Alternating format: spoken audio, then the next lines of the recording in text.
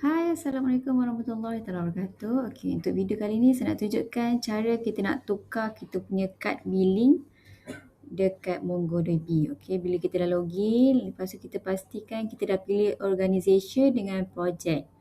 Okey, lepas tu kita pergi dekat belah kanan ni ada ikon gambar kad dan ditulis billing. Okey, kita klik dekat situ.